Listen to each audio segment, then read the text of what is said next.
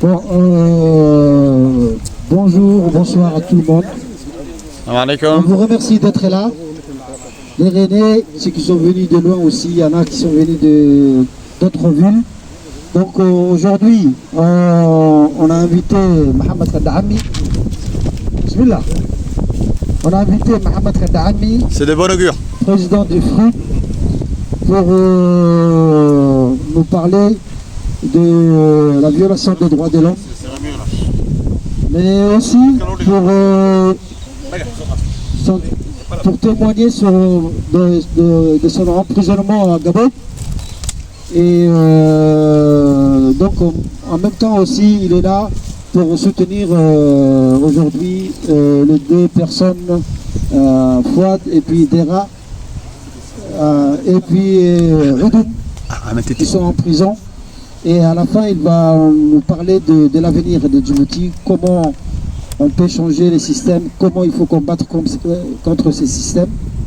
Et donc là, on le remercie pour son déplacement. Il est venu de Paris spécialement pour ça. Et il va faire le bilan des 43 ans de dictature de Djibouti. Voilà, je passe la parole d'abord à Suleiman pour dire deux mots en somali. السلام عليكم ورحمة الله وبركاته.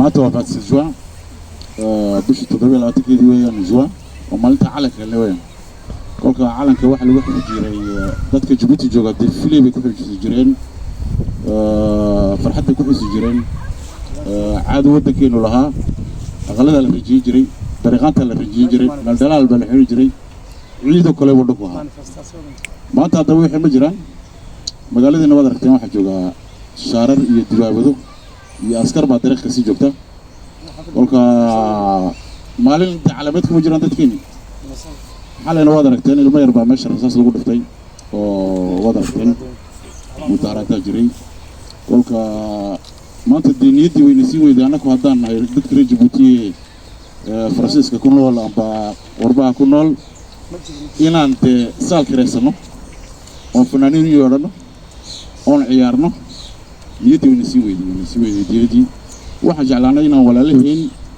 oo reer Djibouti oo taraanka jooga oo habeen dhaqaarba garifay inaan garab joogsanaan anaku garanay kolka maanta haddaan anaku reereenahay waxa marti noo ah Mohamed Khadami oo wada garanaysi taariikhdiisana in badan dadkii meesha joogtaa waad garanaysi kolka waanadooda waa nin 43 sanadood caalamka oo jiro dawladdeena sida ay wax u wado ragii u horreeyay ka horjeestay weeyaan ilaa maalintii aan caalamka qaadanay ilaa maanta wadankii ma tagi karo markuu tagayna waxa laga qabtaa disa waa la xidhay saliidus maqalay sidaa faat kolka waa nin halgan dheer soo maray dadka halganada ku jira maanta aan rag ugu taariikh badan weeyaan isagii Umar Culma Khayri rag caynkaas waa rag taariikh badan oo wax badan ka soo galay wadanka weeyaan wax badan ka soo hadlay wax badan intayna waxan dadka ummadeena ayna dareemin bulshada intayna dareemin wadaniga oo dareemin horta dareemay weeyaan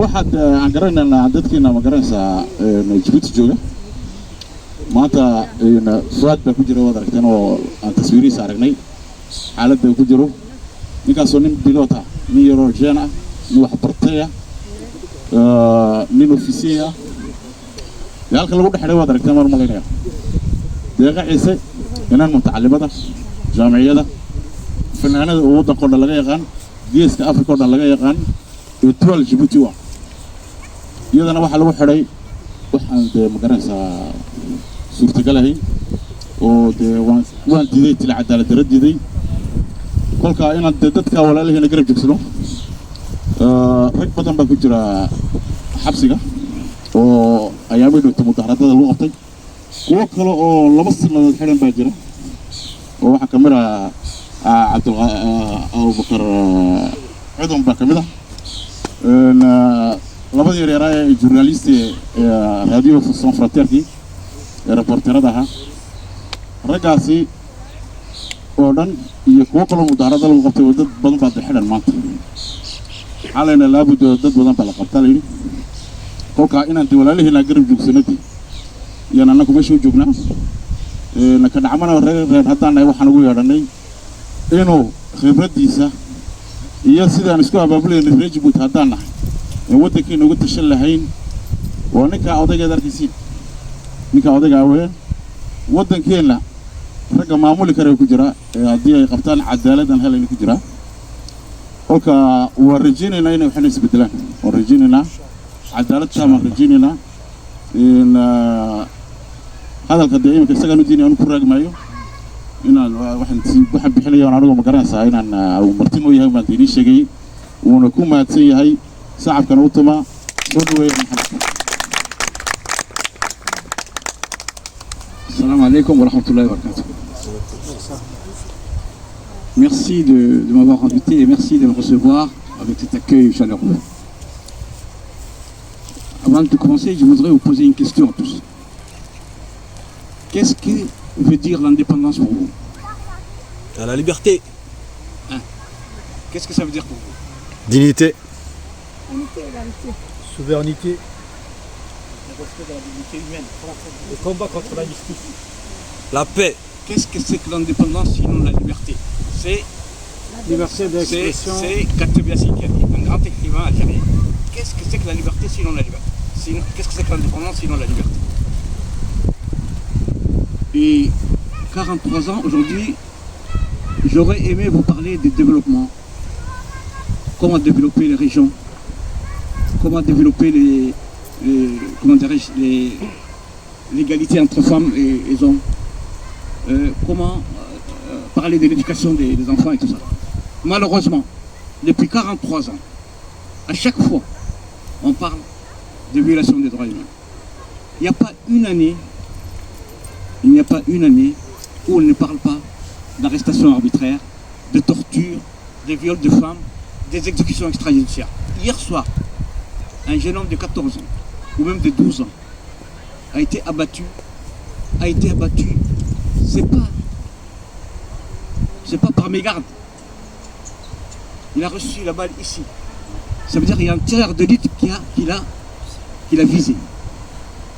Ça veut dire quoi? C'est une doctrine qui est là. On appelle la doctrine de Omar. Comment il s'appelle? Le frère d'Ismaël Omar Guelleh. Idriss Omar Guelleh. On appelle la doctrine de Idriss Omar Guelleh. Ça veut dire quoi? Il a dit, les Afars, les Issa, les Somalis, lorsqu'ils commencent à protester, il faut les mitrailler. Il en faut tuer 2 ou 3. Et on a la paix pour 5 ans, 4 ans. Et il faut recommencer. C'est la même chose qui s'est passée en 2012, en décembre 2012, contre Hafiz, un jeune Bokois, qui demandait qu'il y ait un endroit pour faire le sport et tout ça. Il a été visé. C'est pas une bavure. C'est quelque chose qui est extraordinairement, programmé. Prémédité. Alors, pourquoi on parle encore 43 ans après de violation des droits humains? Parce que ce régime est basé sur les violences, sur les violations des droits humains, sur la répression, sur les massacres. Les listes aujourd'hui, on ne va même pas terminer si on parle de tout ça. Mais il faut comprendre pourquoi ils font ça. Je crois que il faut tracer un cadre de pourquoi il y a cette répression. 6 mois après l'indépendance, la réunion de 5 personnes était interdite. De plus de 5 personnes était interdite. On ne pouvait pas se réunir plus de 5 personnes. Il y a eu des arrestations, même pas 2 mois après. On a eu l'indépendance le 27 juin 1977. En août 1977, déjà des arrestations, déjà des tortures. Je me rappelle des amis à moi qui étaient torturés. Et donc, Allah yarhamou, Mohamed Arabi. Et donc, c'est demain, dans 20 ans, dans 30 ans, lorsqu'on dira c'est quoi l'héritage de Djibouti, c'est quoi l'ex de Djibouti, c'est quoi, qu'est-ce qu'il a laissé comme mémoire ce régime-là, de quoi on va parler? Des répressions, des massacres, des tortures, des viols de femmes. C'est tout ce qu'il va nous laisser, c'est monsieur. Si, il y aura une deuxième chose aussi qu'on connaît bien. C'est la corruption. On n'a jamais vu pareille corruption dans aucun pays. Je vais vous donner un seul exemple de corruption. On va venir un peu à la violation des droits humains.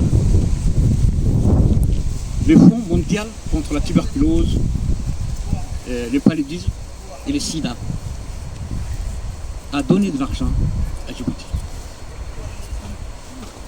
en 2015. Ismaël Omar Guelleh a changé le ministre qui était sur place, qui était le docteur Kamil, par Abdallah Abdoulaye. Donc on connaît le parcours. C'est quelqu'un qui avait même volé les HCR, hein, qui avait détourné de fonds au HCR. Donc il a mis là-bas 8 millions de dollars ont été détournés. Ça, c'est pas moi qui le dis, c'est le Fonds mondial contre le paludisme et tout ça.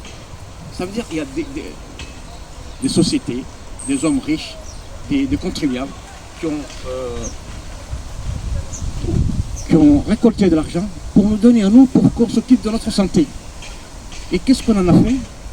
Ça a été de 8 millions de dollars. Vous vous rendez compte, 8 millions de dollars, ça peut sauver des milliers d'enfants. Ça peut voler sauver des milliers d'hommes et de femmes. Et le Fonds mondial contre le palud, et le sida et la tuberculose ont fait un audit. Et ils ont demandé le remboursement de cet argent. Parce qu'ils ont dit, c'est pas à vous. C'était destiné à la population, ce n'était pas destiné au ministre ni au président. Ils ont remboursé 400 000, 450 000. Le reste, ils n'ont pas remboursé. Qu'est-ce qui s'est passé? Abdallah Miguel, il a dit, hein, si moi je tombe, Ismaël, tu tombes. Si vous m'arrêtez, on va vous arrêter. Donc, on l'a envoyé en Chine pour que il n'ait plus de compte à rendre. Parce que si c'était peut-être en Europe ou aux États-Unis, on allait lui demander des comptes. En Chine, on ne demande pas de comptes. Donc, il a dit, si jamais, Ismaïlo, Kabral Kouli, hein, si moi je tombe, toi aussi tu tombes.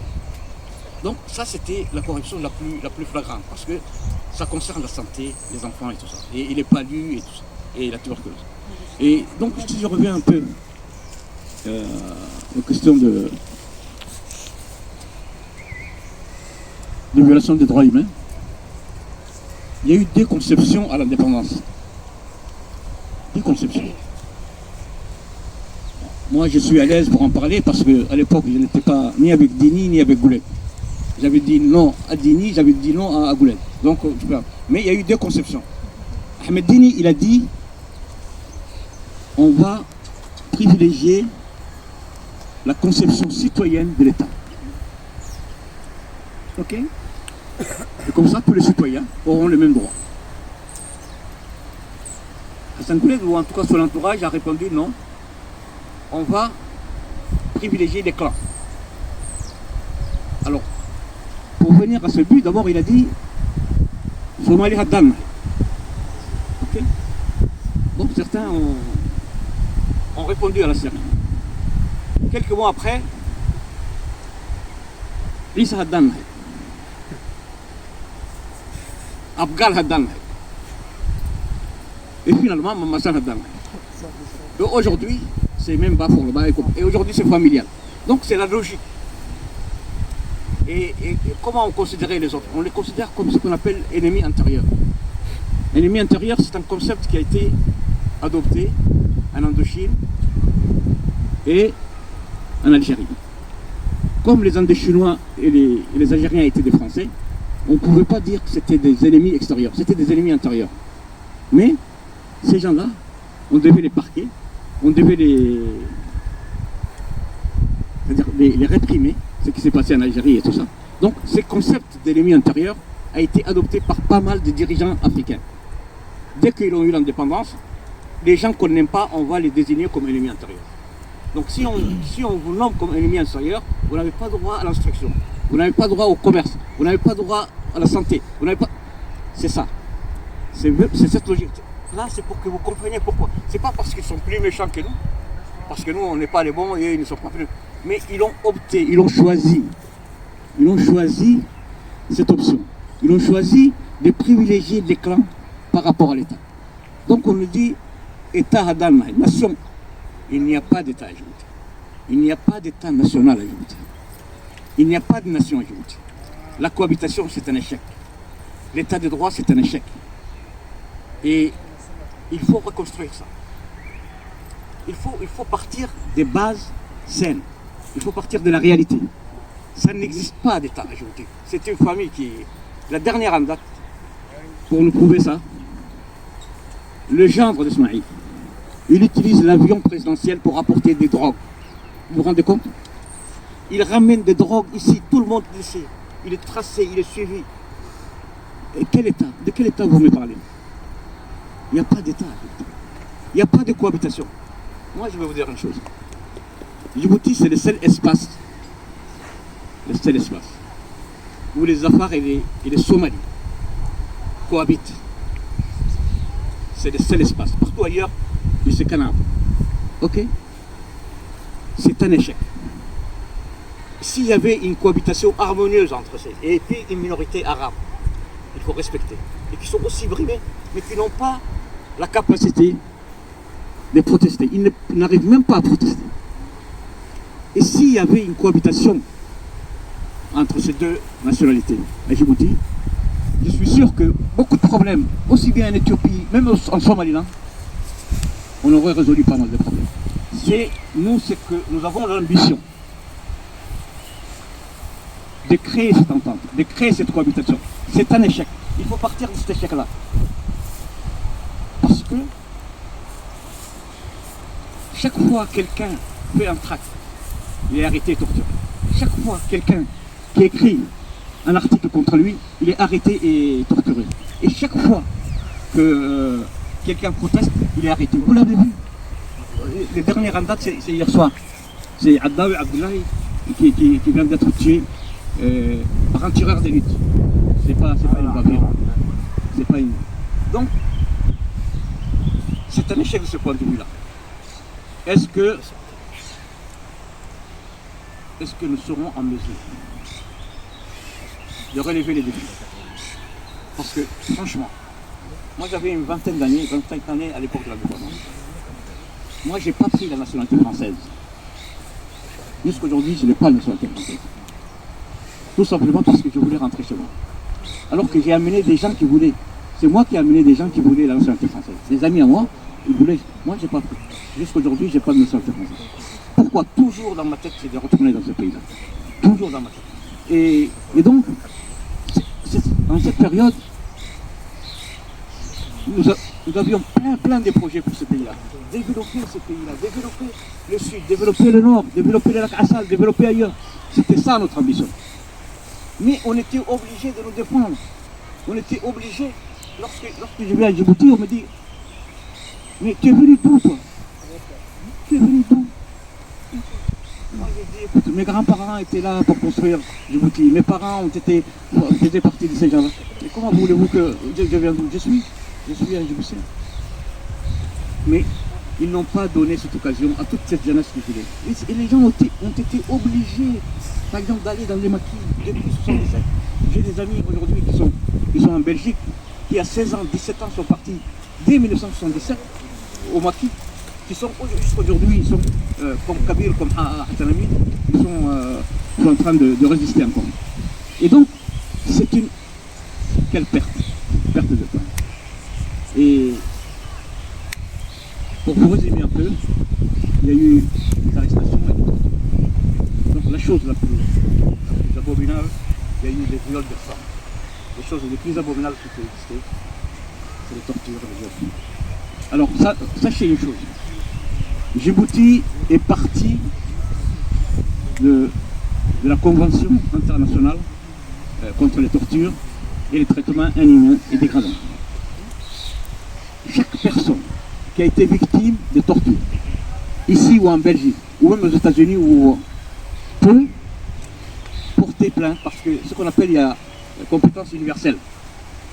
peut porter plainte contre les tortionnaires, peut faire arrêter les tortionnaires ici. Et aujourd'hui, nous disons à tous les tortionnaires qu'il n'y aura plus d'impunité. Que là où ils l'auront, ils ne pourront pas se réfugier ni en Belgique, ni en Canada, ni ailleurs. Parce que chaque personne qui a été torturée peut porter plainte contre eux. Et les tortures, c'est les choses les plus abominables qui soient et qui feront. Et donc, ça c'est les gens normaux qui ont été assassinés, les massacres qu'on connaît, plusieurs massacres. Les massacres contre les Gadaboursi, les massacres à Akiva, les massacres de Boutoro, les massacres à Yoboki. C'est des massacres, c'est des gens, des civils qu'on a tués tout simplement parce qu'ils sont de tel ou tel groupe. Ils n'ont rien fait. C'est des gens même, c'est même pas des combattants, c'est même pas des manifestants. Tout simplement, on a privilégié ces quartiers, il fallait tuer les enfants. On a privilégié l'autre quartier 5, il fallait tuer les gars d'Aborsi. On a privilégié Boutoro, il fallait tuer ces Issa, voilà, et donc, ça montre à quel niveau l'État est tombé. C'est ce qui ne devait jamais arriver. Tout ça. Et donc, si on se résume un peu pour ne pas nous étaler sur ces questions-là, les droits humains, c'est quelque chose de tellement précieux que tout le monde doit se intégrer, que tout le monde doit dénoncer, que tout le monde doit dénoncer. Chaque fois qu'il y a une violation des droits humains, il faut dénoncer ça. C'est à tout le monde, ce n'est même pas politique. C'est quelque chose qui peut arriver à n'importe qui. Ça peut arriver à votre frère, à votre soeur, à votre mère. Donc c'est complètement, franchement, c'est les questions que tout le monde doit se poser et tous les jeunes doivent s'investir dans les questions des droits humains. Et pour revenir un peu, pour ne pas m'étaler, cellule 12, la fameuse cellule 12. Lorsque le lieutenant Fouad a été arrêté en Éthiopie, on était les premiers à réagir. Pourquoi? Parce qu'on savait ce que ça voulait dire. En 1997, on nous avait arrêtés en Éthiopie, à l'époque avec mon épouse, avec des dirigeants de FRUD comme Ali Makki, Kabir, Mohamed Daoud et beaucoup d'autres. Mon épouse à l'époque était enceinte en plus. Donc, c'est la raison pour laquelle on a écrit une lettre au Premier ministre éthiopien, Abiy, en lui disant ne faites pas la même erreur que vous avez fait contre eux. Parce qu'on savait ce qui allait se passer. Ils l'ont passé outre. Et je pense que Djibouti aussi a mis tous les moyens pour extrader, pour qu'on extrade les jeunes Fouad. Alors, pendant 15 jours, personne n'avait des informations. Et finalement, c'est Vito qui a alerté tout le monde et qui a saisi tout le monde, qui nous a saisi, a pu être divulgué à l'extérieur. C'est quoi le cellule 12? Il y a un proverbe indonésien qui dit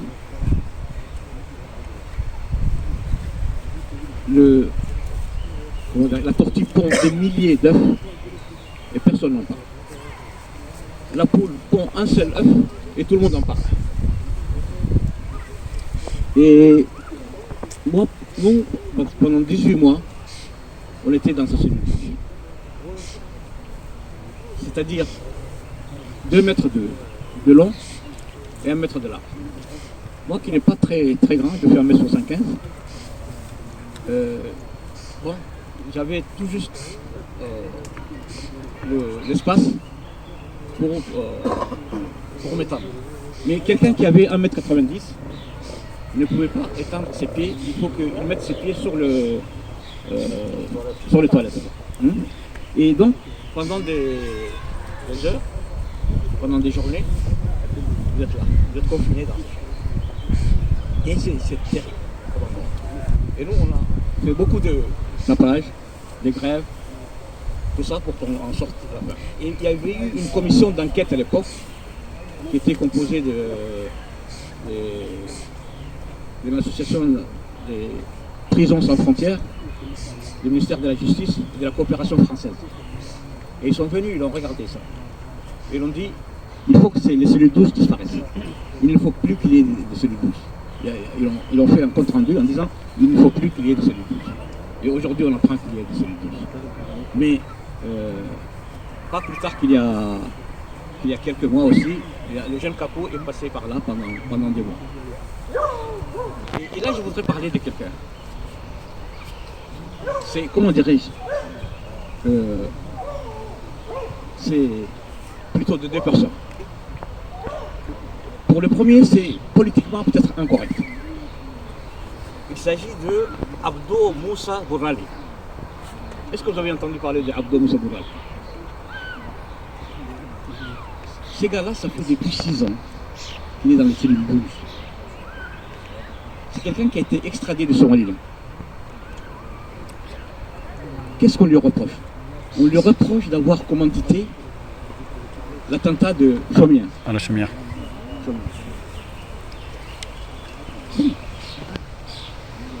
Pourquoi pas le présenter devant la justice? Pourquoi pas nous éclairer sur tout ce qui s'est passé? Le dessous de cette carte, qu'est-ce qui s'est passé à Chomien? 6 mois, il est passé par toutes les tortures possibles et imaginables. Non seulement ça, son frère, ils ont ramené son frère à côté de lui et ils lui ont cassé le cou. Il est mort sur place. Donc il faut parler de ça. Bien sûr, ils vont dire, oh là là, vous parlez d'un... Non, s'il a quelque chose à... S'il y a quelque chose à lui reprocher, il faut le juger. Mais c'est impossible de le maintenir pendant 6 ans. Moi, je ne connais même pas ni Dev, ni Dada, je ne connais même pas son parcours, je connais rien. Mais c'est le seul écho que nous avons eu. Ces gars-là, 6 ans, il est dans le secret et son frère a été tué après. Il a été extradé de Somalie. Et pourquoi? Parce qu'on lui demande de dire qu'il a été le commanditaire. Il a dit, si j'ai rien fait, pourquoi voulez-vous que je revendique? Ça, c'est le cas de ce garçon-là. À mon avis, il faut en parler ici. Parce que ces gars-là, ils vont mourir à petit feu, comme ça a été le cas pour Mohamed Ahmed Zaba. Pour Mohamed Ahmed Zaba, Allah yarhamou. S'il y avait quelqu'un qui lui rendait visite pour lui apporter des médicaments, il était emprisonné. C'était le cas de Hassan Amin Ajrouni qui est à Bruxelles. Comme il avait un problème de l'estomac et tout ça, on lui a envoyé des médicaments. Et personne n'était capable de lui amener les médicaments. Le seul qui lui a amené les médicaments, on l'a emmené en prison, il est resté 1 an et demi en prison. Personne ne pouvait parler de Mohamed Ahmed Zaba. Personne. Aux gens, on disait, amenez-lui, parce qu'il avait toujours des problèmes de ventre et tout ça, de lait et tout ça. Personne. Tout le monde avait peur.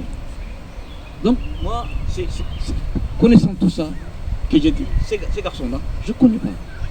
S'il a fait aussi, il ne l'a pas fait. Ce n'est pas à moi de le dire.